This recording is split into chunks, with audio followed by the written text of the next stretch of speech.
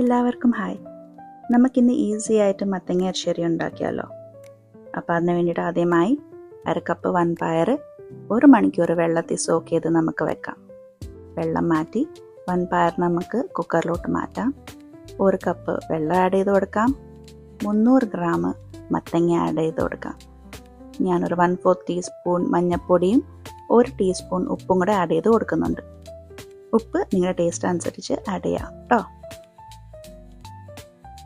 കുക്കറിൻ്റെ lid close ചെയ്തിട്ട് medium ഫ്ലെയിമിൽ ഒരു 4 വിസിൽ കഴിഞ്ഞിട്ട് നമുക്ക് ഫ്ലെയിം ഓഫ് ചെയ്യാം. ആ സമയം കൊണ്ട് നമുക്ക് നമ്മുടെ കോക്കനട്ട് പേസ്റ്റ് റെഡിയാക്കാനുണ്ട്. മിക്സിയുടെ ചെറിയൊരു ജാറിൽ 1/2 കപ്പ് കോക്കനട്ട്, 1/2 ടീസ്പൂൺ ജീരകം കൂടെ ആഡ് ചെയ്ത് കുറച്ച് വെള്ളം കൂടെ ആഡ് ചെയ്തിട്ട് നമുക്കതൊരു സ്മൂത്ത് പേസ്റ്റ് ആക്കിയിട്ട് മാറ്റാം. കുക്കറിൻ്റെ സ്റ്റീമെല്ലാം പോയിട്ടുണ്ട്. ഞാൻ വിസിൽ മാറ്റി വെച്ചിട്ട് 1-2 മിനിറ്റ് കഴിഞ്ഞിട്ട് തുറന്ന് നോക്കിയിട്ട് മത്തങ്ങയും നമ്മുടെ വൻപയറും നല്ലോണം വെന്തിട്ടുണ്ട്. ഇതിനകത്ത് നമുക്ക് നമ്മുടെ ഉണ്ടാക്കി വെച്ചേക്കുന്ന കോക്കനട്ട് പേസ്റ്റ് ആഡ് ചെയ്ത് കൊടുക്കാം. ഇതൊന്ന് ബോയിലായി കിട്ടാനുണ്ട്.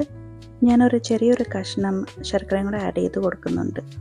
ശർക്കര നിങ്ങളുടെ കയ്യിലില്ലെങ്കിൽ 1 ടീസ്പൂൺ പഞ്ചസാര ആഡ് ചെയ്താലും മതി. തേങ്ങ വറുത്തിട്ട് ആഡ് ചെയ്യാനുണ്ട്. അതിന് വേണ്ടിയിട്ട് നമുക്ക് വേറൊരു പാത്രം ചൂടാക്കാൻ വെക്കാം. 1 ടേബിൾ സ്പൂൺ കോക്കനട്ട് ഓയിൽ ചേർത്ത് കൊടുക്കാം. 1/4 ടീസ്പൂൺ ജീരകം ആഡ് ചെയ്ത് കൊടുക്കാം. 1/4 കപ്പ് തേങ്ങ, പിന്നെ കുറച്ച് കറിവേപ്പിലയും കൂടെ ആഡ് ചെയ്ത് കൊടുക്കാം. ഫ്ലെയിം ഏറ്റവും ലോയിൽ വെച്ചിട്ട് നമുക്ക് കണ്ടിന്യൂസ് ആയിട്ട് ഇത് സ്റ്റിർ ചെയ്ത് കൊടുക്കണം. നല്ലൊരു ബ്രൗൺ കളർ ആവുന്ന വരെ നല്ലോണം ലോ ഫ്ലെയിമിൽ സ്റ്റിർ ചെയ്ത് കൊടുക്കാം. നല്ലൊരു ബ്രൗൺ കളർ ആയിട്ടുണ്ട്. നമുക്ക് ഫ്ലെയിം ഓഫ് ചെയ്തിട്ട് 1/4 ടീസ്പൂൺ പെപ്പർ പൗഡറും 1 ടീസ്പൂൺ കാശ്മീരി ചില്ലി പൗഡറും കൂടെ ആഡ് ചെയ്ത് കൊടുക്കാം. ആഡ് ചെയ്തിട്ട് നല്ലോണം മിക്സ് ചെയ്യണം.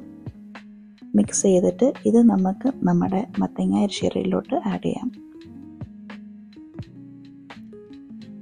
ഫ്ലെയിം വീണ്ടും ഓൺ ചെയ്യേണ്ട ആവശ്യമൊന്നുമില്ല. ഇത് ജസ്റ്റ് ഒന്ന് ആഡ് ചെയ്ത് കൊടുത്താൽ മതി. നമ്മുടെ മത്തങ്ങ എരിശ്ശേരി റെഡി ആയിട്ടുണ്ട്. ഇത് കുറച്ച് നിങ്ങൾക്ക് റണ്ണി ആയിട്ട് തോന്നുന്നുണ്ടെങ്കിൽ വൻപയർ വേവിക്കുന്ന സമയത്ത് നമുക്ക് വെള്ളം കുറച്ച് ഒഴിച്ചു കൊടുത്താൽ മതി.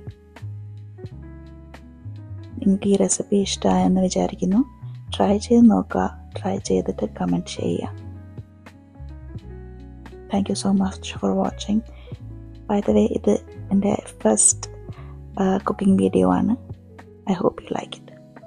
Until next time, bye bye.